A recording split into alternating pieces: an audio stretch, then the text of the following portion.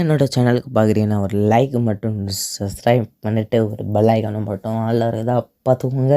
இப்போ என்னடா பார்க்க போகிறோன்னா ஒரு கில்டு மேட்ச் தாங்க பார்க்க போகிறோம்னா கில்டு மேட்ச் சொல்கிறீங்க கேட்குவீங்க. என்னோட கேம் கில்டு தான் எம்டிஜி கேமிங் வெயிட் தான் வச்சுக்கிறேன். வெயிட்டி தான் 25 பேர் சேர்ந்துடலாம், இல்லைனா 20 பேர் சேரலாம்.